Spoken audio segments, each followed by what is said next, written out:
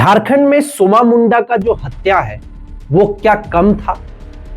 फिर से तारापद महतो जो जेल कैंप के नेता थे घाटशिला से, उनको दुकान में घुस करके अज्ञात अपराधी जो है बाइक में सवार, वहां के लोग जैसे बोलते हैं, आते हैं और उनको धाई से सीने में 2 गोली मारते हैं और निकल जाता है दुकान में घुस करके। और जो जेल कैंप के नेता है, सोचने वाली बात है कि जो घटना जिस प्रकार से अपने आप को दोनों को जोड़ता है, एक तरफ खूंटी का और दूसरा यहाँ पे घाटशिला का, वो दोनों में समानताएं आपको नजर आती होगी कि दोनों में ही बाइक से सवार होकर के आते हैं अपराधी और दोनों के सीने पे गोली मारते हैं। एक तरफ आदिवासी होता है और घाटशिला में महतो होता है, और उधर भी नेता होते हैं, इधर भी नेता होते हैं। तो क्या नेता को क्यों टारगेट किया जा रहा है?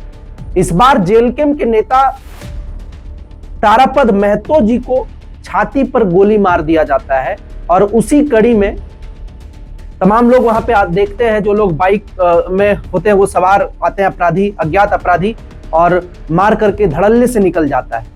इसीलिए मैं कहता हूं कि झारखंड का सिस्टम क्या हुआ है और किस प्रकार से है, ये किसी से छुपा नहीं है, और किस दिशा में जा रहा है हमारा झारखंड। इसी कड़ी में जो है जयराम महतो भी लंबा चौड़ा जो है अपने फेसबुक अकाउंट पर मैसेज जारी किए हैं, लिख करके 100 शब्दों से जो है वो झारखंड के सिस्टम को उन्होंने दर्शाया है। क्या लिखा है वो मैं पढ़ करके आपको सुनाऊंगा, लेकिन सवाल यह है कि कुछ दिन पहले आदिवासी नेता, अब महतो नेता, आखिर नेता लोगों को क्यों टारगेट किया जा रहा है? और सबसे बड़ी बात कॉमन कि सीने पे गोली मारा जा रहा है, छाती पे गोली मारते हैं लोग। खूंटी का मामला सेम उसी प्रकार से, घाटशिला का मामला, जो जेल कैंप नेता है, वहां भी नेता थे, पाढ़ा राजा थे, और यहां भी जेल कैंप का नेता तारापद महतो को जिस प्रकार से गोली मारा गया है, ये अविश्वसनीय है और झारखंड के करप्ट सिस्टम को दिखा रहा है कि झारखंड में इन दिनों सिस्टम कैसा है और झारखंड में क्या चल रहा है। किसी से कुछ छुपा नहीं है, लेकिन फिर भी तमाम लोग ये कह रहे हैं कि झारखंड में सब कुछ बढ़िया है।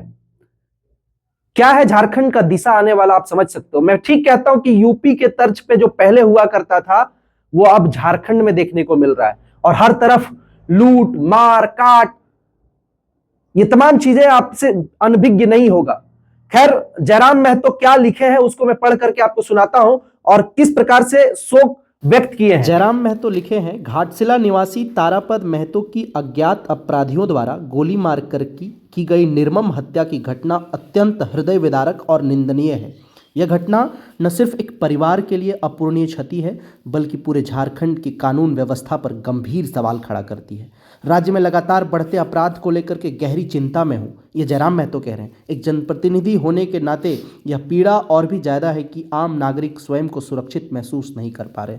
आखिर झारखंड किस दिशा में जा रहा है, यह सवाल आज हर संवेदनशील व्यक्ति के मन में है, हर झारखंडी के मन में है, हर आम आदमी के मन में है। मैं दिव्यंगत आत्मा की शांति के लिए प्रार्थना करता हूं और शोकाकुल परिवार के प्रति गहरी संवेदना व्यक्त करता हूं। साथ ही राज्य सरकार और प्रशासन से मांग करता हूं कि दोषियों की अविलंब गिरफ्तारी हो तथा अपराध पर सख्ती से अंकुश लगाने के लिए ठोस कदम उठाए जाए, ताकि भविष्य में ऐसी घटनाओं की पुनरावृत्ति ना हो, यानी ऐसी घटनाएं दोहराई ना जाओ। ये जयराम महतो लिखते हैं। आप देख पा रहे होंगे स्क्रीन में किस प्रकार से जयराम 8 मिनट पहले जो है एक पोस्ट जारी करते हैं, जिसमें वो लिखते हैं कि घाटशिला की निर्मम हत्या को लेकर के, वहीं उससे पहले जो है सोमा मुंडा का हत्या के बारे में जिक्र हुआ था पूरे झारखंड में।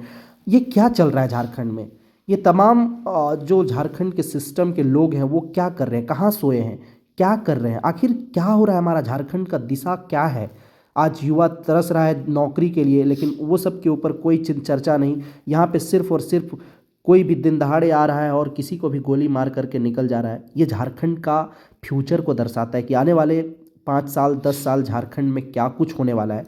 सोचिए, जब झारखंड 2026 में इस प्रकार का हालत से जूझ रहा है, तो आने वाला झारखंड, आने वाला फ्यूचर क्या होगा।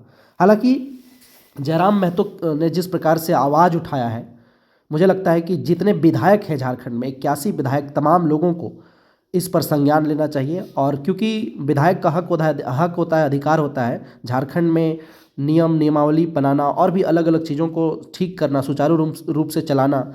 लेकिन कहीं ना कहीं जिस प्रकार से ये हमारे चुने गए जनप्रतिनिधि मौन रहते हैं, शायद यही वजह है सिस्टम आंख बंद करके सब कुछ देख रहा है, चुप्पी साधा हुआ है, लेकिन इन अपराधियों पर अंकुश नहीं लगा पा रहा है। ये दुर्भाग्य है झारखंड के लिए। बाकी आप तमाम लोग क्या सोचते हैं, अपनी प्रतिक्रिया जरूर साझा करिएगा जयराम महतो के प्रति, और साथ ही साथ इन दो घटनाओं में जो समानताएं आपको दिख रही है उसको लेकर के आप क्या सोचते हैं, अपनी प्रतिक्रिया जरूर साझा करिएगा। बहुत धन्यवाद, नमस्कार, जोहार। ऐसे ही सफ़र सच को देखते रहें।